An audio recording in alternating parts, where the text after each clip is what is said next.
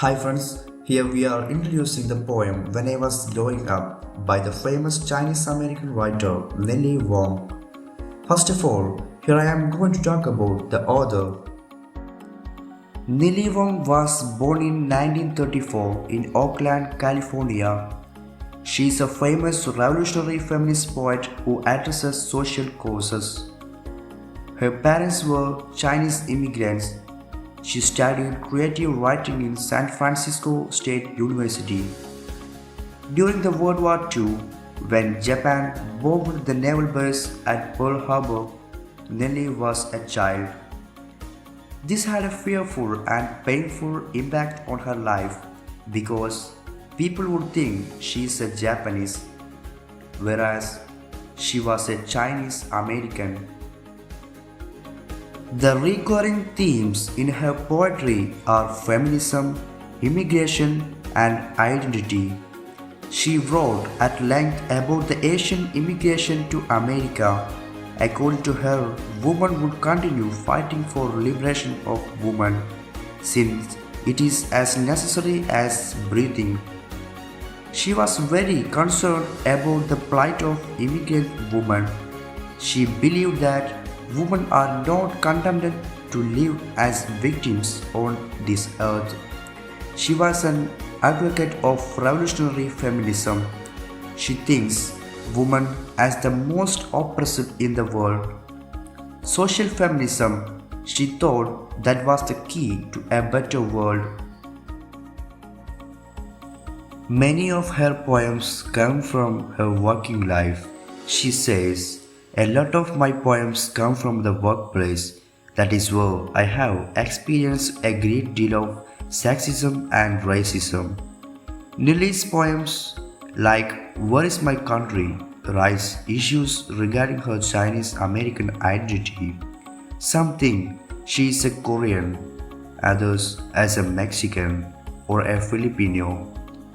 Nellie's poems have been published in many countries. She serves as a visiting professor in women's studies at the University of Minnesota. She received the Woman of Words Award in 1989. She is one of the founding members of the writing collective Unbound Feet. Some of her poems, like Songs of Farewell, have been installed in public places as plays in San Francisco. She has delivered a series of popular and powerful lectures titled Women and Revolution, Alive and Inspirable. At the Woman 41st anniversary, Neil Wong declared that women liberation is necessary because when women rise, everyone will rise. When I Was Growing Up is a frequently anthologized poem. This is an autobiographical poem. Nellie highlights the identity crisis experienced by the Asian Americans. The poem shows that the past of the poet, her early childhood and adolescence. The narrator, an Asian American, is forced to incorporate the dominant white culture and disown that of her own, owing to the fear of being discriminated. The poem analyzes the struggle of a young lady to fit into a cultural majority. She is full of self-loathing words towards her own yellow skin and yearns of the white skin, and preserves herself dirty. Beauty is called as white. She comments, "As a child, I used to desperately wish for pale skin, lighter hair, and rounder eyes. I would have gladly undergone any kind of reinvention available to be able to pass for white and stop hearing the ethnic slurs on the playground."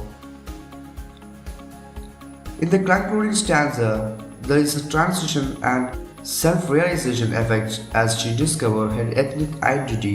She reconciles with her Chinese American identity, thereby breaking the stereotype of the Western beauty culture.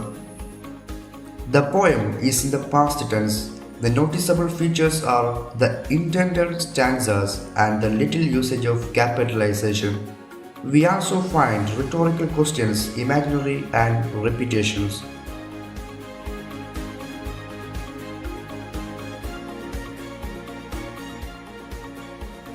Here we are going through the summary of the poem When I Was Growing Up.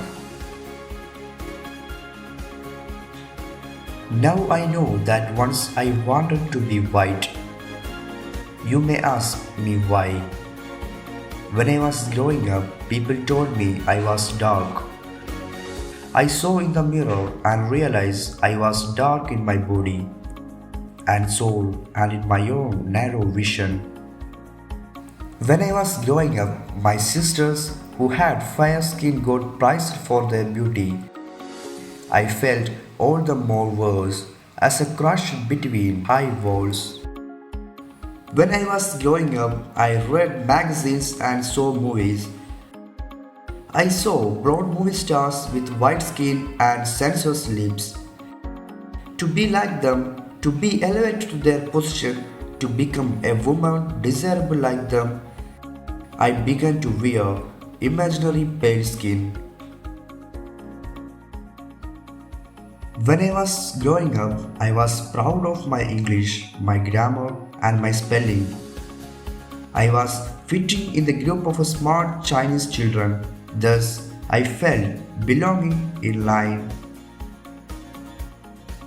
When I was growing up and went to high school, I saw many rich white girls and a few yellow girls. They wore imported cotton dresses and cashmere sweaters. They had curly hairs. I thought I too should have all the things that the lucky girls had. When I was growing up, I hungered for American food, American style called white. And even to me, a child born of Chinese parents are being Chinese. I was feeling foreign as I was an un-American. When I was growing up and a white man wanted to take me out, I thought I was special, like an exotic flower, keen on accepted as an oriental beauty. When I was growing up, I felt ashamed of some yellow men. Their small size, their weak bodies, their habit of spitting on the street, their coughing and their lying in sunless rooms and taking injections in their arms. When I was growing up, people would ask me if I were a Filipino, Polynesian or Portuguese. They named all colors except white. My soul was white but not my rough dark skin. When I was growing up, I felt dirty. I thought God made white people clean. No matter how much I bathed, I could not change. I could not shed my skin. When I was growing up, I saw I would run away to purple mountains, to houses by the sea with nothing over my head, with space to breathe, uncongested with yellow people in an area called Chinatown, in an area I later learned was a ghetto, one of the many herds of Asian American. I know now that once I longed to be white. You may ask, how many more ways will I choose for that? But haven't I told you enough?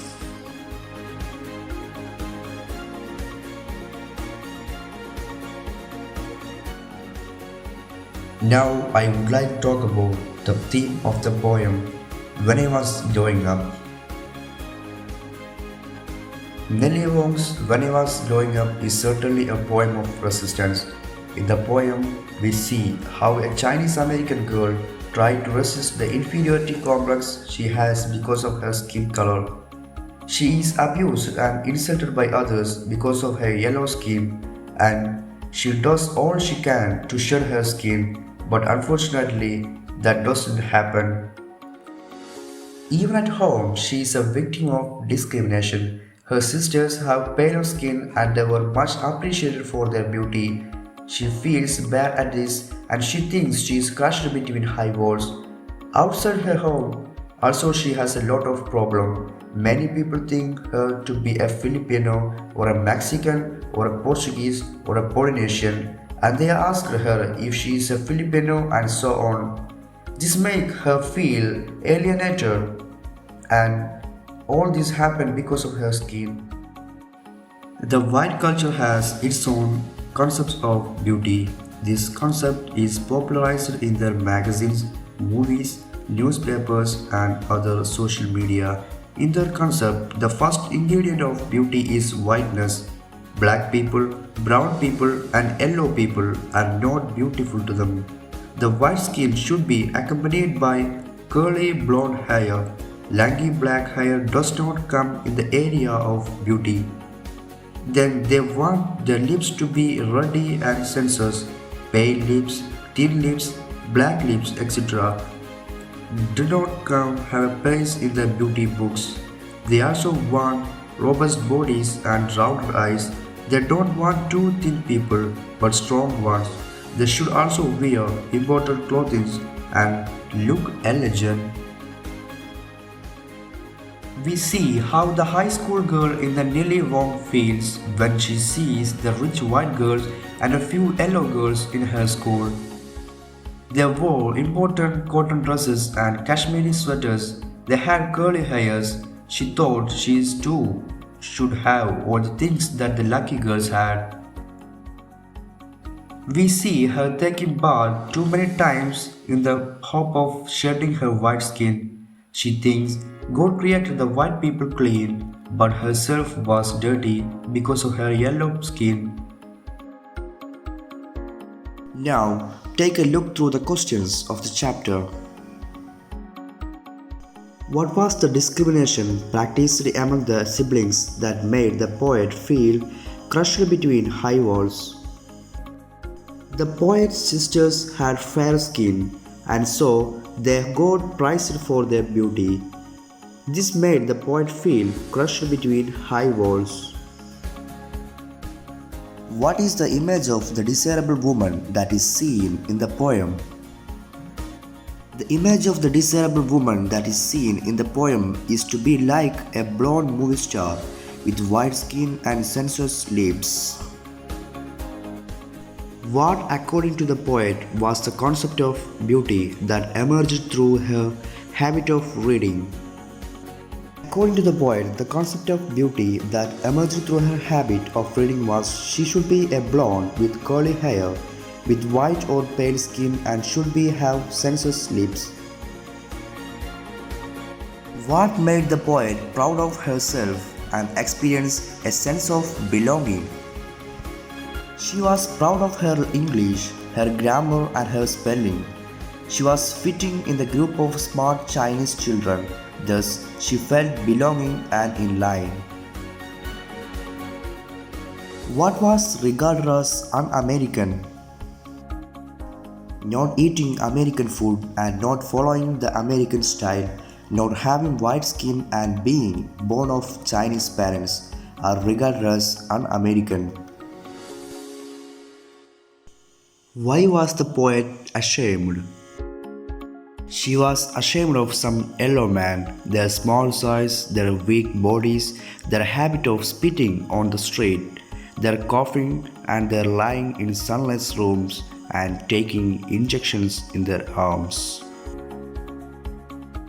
What was the notion of cleanliness that made the poet desperate?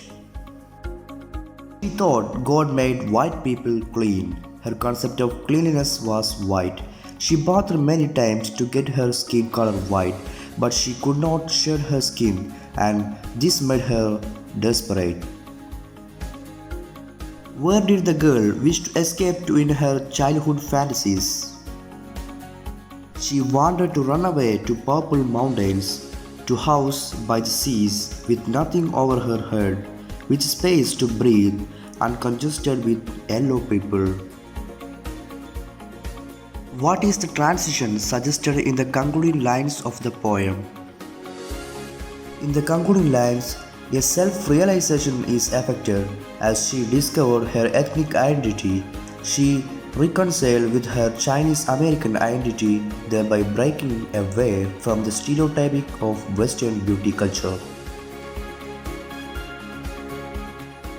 And here we are concluding our words. Thanks for watching.